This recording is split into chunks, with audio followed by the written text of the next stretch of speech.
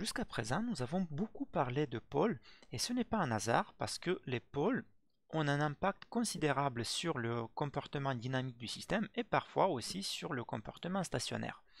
Pour rappel, les pôles sont les racines du polynôme de dénominateur de la fonction de transfert.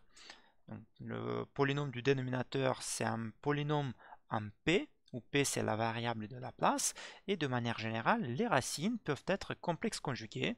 Donc les pôles, de manière générale, seront aussi complexes conjugués, qu'on les notera comme étant sigma plus i oméga, où sigma sera la partie réelle du pôle, ou de la racine, et oméga sera la partie imaginaire.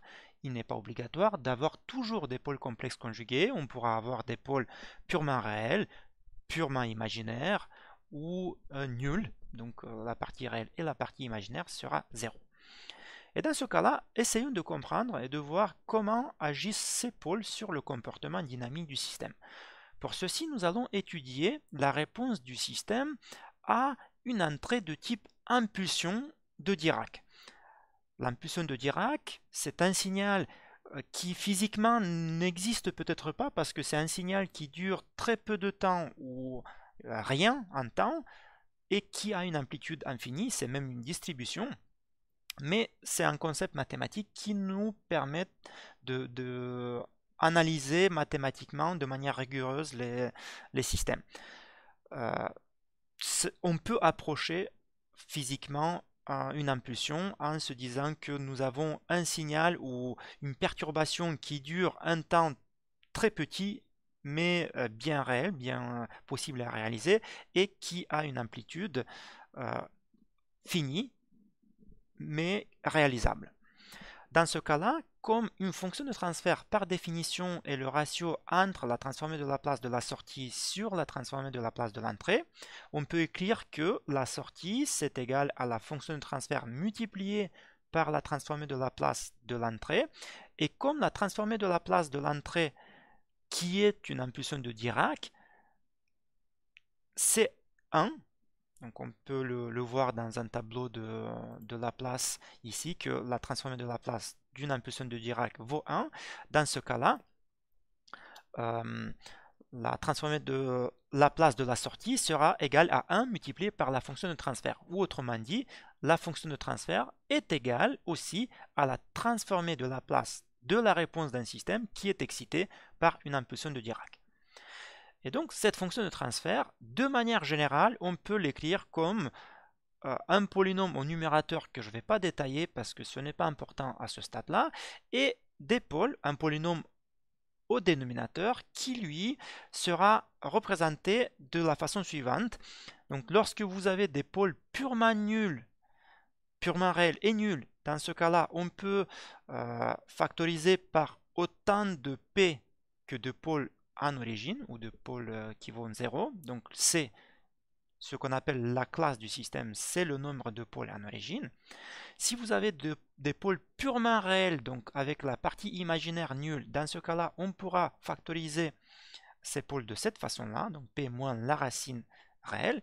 Et lorsque vous avez des pôles complexes conjugués, il est plus simple et plus élégant de représenter ces pôles avec des parties réelles uniquement, et ceci revient à représenter en fait des polynômes de second ordre où vous avez cette représentation où sigma représente la partie réelle du pôle complexe et oméga représente la partie imaginaire du pôle complexe. Donc si vous voulez, la racine ou la racine de ce polynôme de deuxième ordre, c'est en fait sigma plus moins i oméga. Donc maintenant, de manière générale, on ne va pas trouver dans une table de transformée de Laplace, on ne va pas trouver exactement l'image temporelle d'un système comme celui-là. Il faut qu'on passe par une décomposition en éléments simples pour retrouver notre expression temporelle de la sortie. Et dans ce cas-là, on peut décomposer en éléments simples ce polynôme ou ce ratio de deux polynômes de la façon suivante, où la sortie y de p aura des termes comme ceci si vous avez des pôles en origine. Si vous n'en avez pas des pôles en origine, alors tout simplement ces termes ils seront absents. Si vous avez des pôles purement réels, on pourra les décomposer en éléments simples comme une somme de composants comme ce que vous avez ici. Et si vous avez des pôles complexes conjugués, on pourra les décomposer de cette façon-là. Je précise juste que on va considérer pour simplicité que tous les pôles sont de multiplicité 1, sauf les pôles en origine qui sont de multiplicité C. Parce que sinon, ça devient un peu plus complexe ici et cela nuirait à la compréhension de ce qui suit. Les paramètres A et B et C sont en fait des valeurs numériques, des constantes numériques qui peuvent être calculées lorsque l'on fait la décomposition de l'élément en élément simple de ce ratio de polynômes. Et ensuite, chaque terme que vous avez ici pourra être traduit dans l'équivalent temporel, dans l'image temporelle, tout simplement en s'aidant d'un tableau de transformé de Laplace. Donc par exemple, ces termes-là, ce groupe de termes, on voit ici qu'en fait, ça c'est tout simplement un échelon d'amplitude A1, mais comme on étudie que se passe-t-il à partir du temps 0, dans ce cas-là, l'échelon unitaire vaut 1 et donc on ne met pas ici le h, il reste juste la constante A1 et tous les autres termes en P divisé un coefficient divisé par P à une certaine puissance, ce sont en fait des termes qui se ressemblent à cela dans le domaine temporel où vous avez la variable temps à une certaine puissance C. On va jusqu'à C-1 si vous avez C pôles en origine. Ensuite, pour les pôles purement réels, si vous regardez dans la table de transformé de Laplace, vous allez trouver que ça s'apparente à des exponentielles, donc multiplié par un coefficient AI. Et ensuite, ces termes-là vont s'apparenter à une forme qui est en fait un coefficient constant multiplié par une exponentielle à la partie réelle du pôle multiplié par t et un cosinus où on voit apparaître la partie imaginaire. Donc je vais vous juste montrer rapidement dans la table de Laplace. Vous avez par exemple dans le domaine de Laplace cette forme là et on retrouve cet équivalent là dans le domaine temporel avec a et phi qui sont calculés d'une certaine façon comme on le voit ici.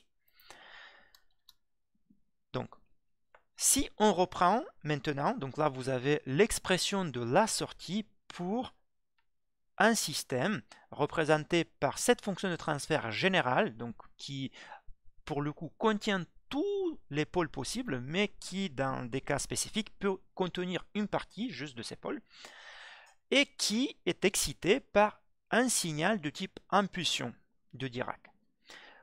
Analysons maintenant de plus près cette expression et on va essayer de voir que se passe-t-il avec la sortie lorsque le temps tend vers l'infini en fonction de différentes possibilités sur les pôles, différents types de pôles que vous pouvez avoir, mais on va regarder également que se passe-t-il dans le régime transitoire. Comment réagit le système dans le régime transitoire? Est-ce qu'il oscille ou est-ce qu'il est apériodique et monotone? Donc je vais reprendre cette même expression sur la page suivante pour l'avoir en face et je vais poser différentes situations, des conditions. Donc on va s'imposer, on va prendre des hypothèses que les pôles, tous les pôles par exemple, le premier cas, tous les pôles ont la partie réelle strictement négative. Et donc on voudrait déterminer dans ce cas-là, avec cette hypothèse, que va-t-il se passer avec la sortie un régime permanent, c'est-à-dire lorsque le temps va tendre vers l'infini. Donc ça c'est mathématiquement, c'est l'expression du régime permanent.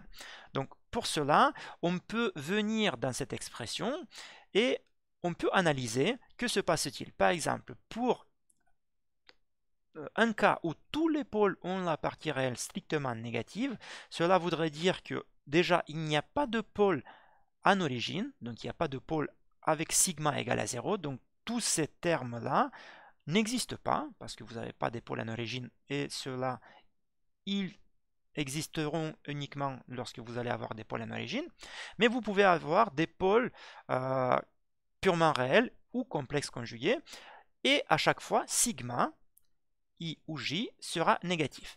Et bien, dans ce cas, on peut voir que toutes les exponentielles auront un sigma négatif et multiplié par le temps qui tend vers l'infini, on aura des exponentielles négatives, donc toutes les exponentielles seront négatives, et additionnées toutes, lorsque le temps tend vers l'infini, elles vont s'annuler. Donc on peut dire que la limite de cette sortie, lorsque tous les pôles ont une partie réelle strictement négative, la sortie tend vers 0.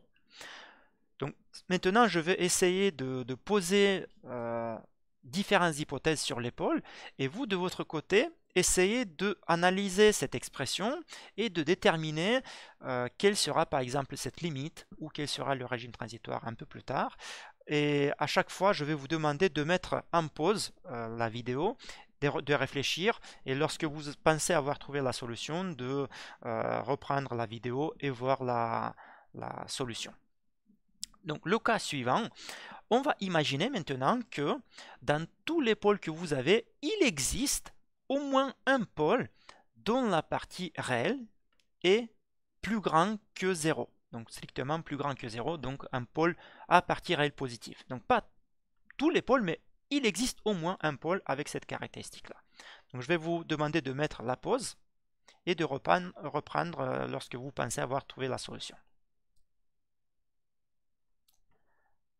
J'espère que vous avez trouvé la solution.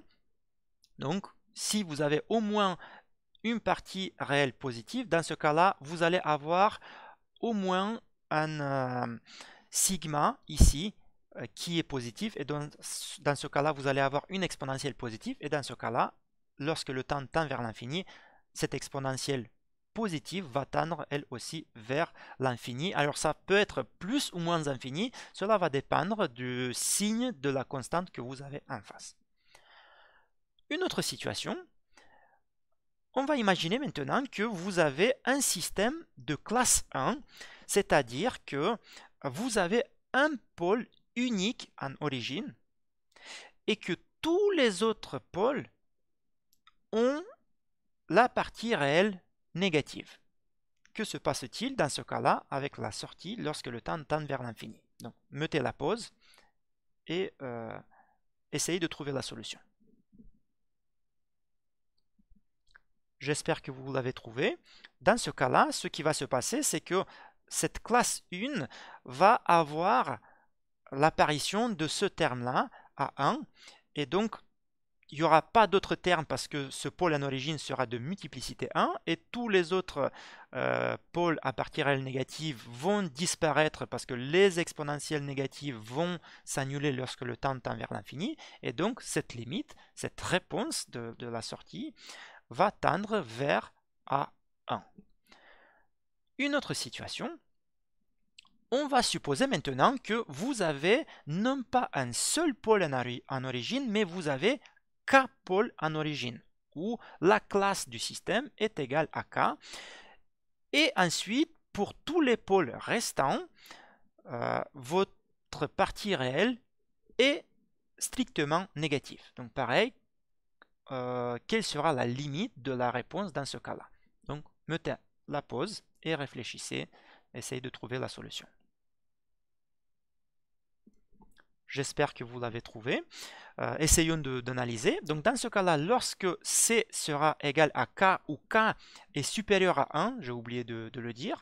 Donc dans ce cas-là, si K sera supérieur à 1, cela voudrait dire que ici, vous allez avoir au moins un terme où T sera à une certaine puissance, 1 ou 2 ou 3. En tout cas, on aura des T allant jusqu'à K moins 1. Et donc si K est supérieur à 1, par exemple 2, dans ce cas-là, vous allez avoir déjà un T, et lorsque le temps tend vers l'infini, ce terme-là va tendre vers l'infini. Et donc, en fonction du signe de cette constante, de AC, vous allez avoir plus ou moins infini, donc cette limite qui tend à plus ou moins infini.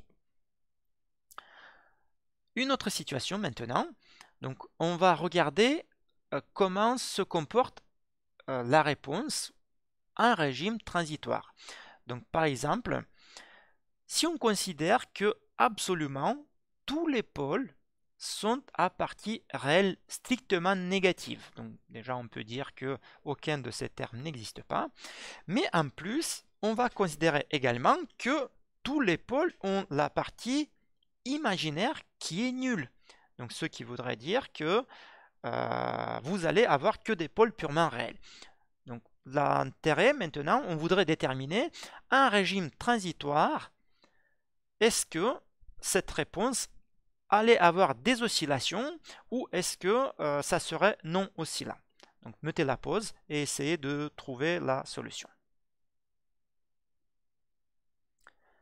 J'espère que vous avez imaginé comment est-ce que ça va évoluer. En fait, dans ce cas-là, ce qui va se passer, c'est que comme toutes les parties imaginaires seront nulles, cela voudrait dire que vous n'avez aucun terme avec cosinus multiplié par cette exponentielle. Et donc, votre réponse sera complètement établie comme étant une somme de différents exponentielles décroissantes. Donc, dans ce cas-là, bien que vous allez avoir peut-être une seule on imaginera que c'est une oscillation, mais en réalité, ce n'est pas une oscillation parce que les oscillations viennent de cosinus. Mais dans ce cas-là, en fait, on n'aura tout simplement pas d'oscillation dans votre réponse du système. Essayons maintenant de voir une autre configuration. Donc cette fois-ci, on va considérer que tous les pôles ont la partie réelle négative, strictement négative, comme dans le cas précédent, mais il existe au moins un pôle dont la partie imaginaire n'est pas nulle. Donc il existe au moins un pôle complexe conjugué. Que va-t-il se passer dans le régime transitoire dans ce cas-là? Donc encore une fois, mettez la pause. Que se passe-t-il dans ce cas-là? En fait, si vous allez avoir au moins un pôle complexe conjugué, cela voudrait dire que vous allez avoir au moins un produit de cosinus avec une exponentielle. Et dans ce cas-là, cosinus, qui est une fonction oscillant multipliée par une exponentielle décroissante, puisque toutes les parties réelles sont négatives, va vous donner des oscillations qui seront atténuées au fil du temps. Donc le régime transitoire, dans ce cas-là, sera oscillant. Imaginons maintenant la situation suivante. Imaginons que il existe, dans votre système, il existe au moins un pôle qui a la partie réelle nulle et la partie imaginaire non nulle. Donc vous avez un pôle purement réel et que tous les autres pôles restants sont à partie réelle négative comme indiqué ici, donc sauf pour i égale à k. Que va-t-il se passer dans ce cas-là avec, encore une fois, la limite de y de t lorsque t tend vers l'infini? Mettez la pause et réfléchissez un peu.